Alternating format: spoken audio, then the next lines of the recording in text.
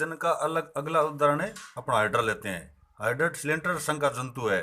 इसके शरीर पर अनुकूल परिस्थितियों में कलिका उत्पन्न होती है। ये कलिका आकार में बढ़ जाती है तो मातृ प्राणी से अलग हो जाती है। अलग होकर एक नए जीव का निर्माण कर देती है।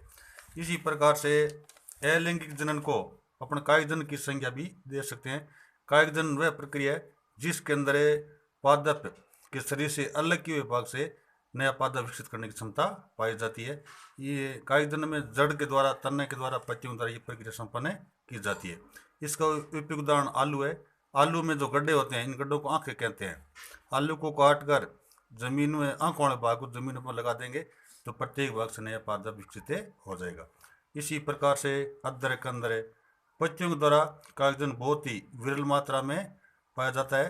पत्तियों के द्वारा ब्रायोफिल्म और पत्रचट्टा से कायिक होता है।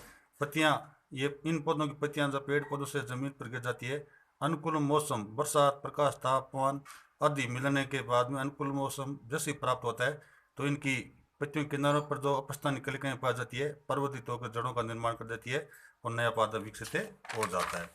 कायिक जनन का उपयुक्त उदाहरण अपन वाटर आश्रित यानी जलकुंभी को ले सकते हैं। इस पौधे को बंगाल के आंतक के नाम से भी जाना जाता है। इस पौधे को भारत में सुंदर आकार के पुष्पों और पत्तियों का लगाया गया था, परंतु इस पौधे में कायिक जनन की क्षमता बहुत ही ज़्यादा होती है, जिसके फलस्वरूप ये जलाशयों में ठहरे जल में सर्वाधिक वृद्धि करने लगा और एक खरपतवार के रूप तरह पनप गया। इस पौधे की इतनी वृद्धि हुई कि ये पौधा जल में रहने वाली ऑक्सीजन गैस को खींच लिया, जिसके फलस्वरूप जो जलीय जीव मछली इनकी मृत्यु हो गई। कायिक जनन के द्वारा आलू, गन्ना, केला, अदरक, डेलिया आदि पादपों की अपन खेती करते हैं। इससे फायदा ये है कि एक तो समय कम लगता है और एक उत्पादन बहुत ही ज़्यादा होता है।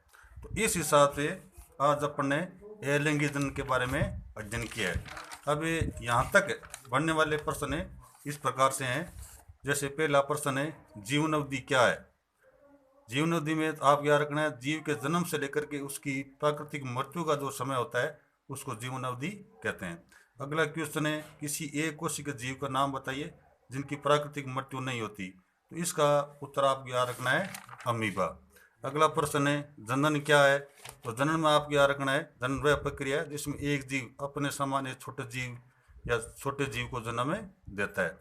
अगला क्वेश्चन है, जनन कितने प्रकार से होता है। तो आपको याद रखना, जनन दो प्रकार से होता है, अलैंगिक जनन और लैंगिक जनन। अगला प्रश्न है, अलैंगिक जनन क्या है। वह जनन जिसमें एकल जीव संतति उत्पन्न करने की क्षमता रखते हैं। अगला प्रश्न है, कोलोन क्या है।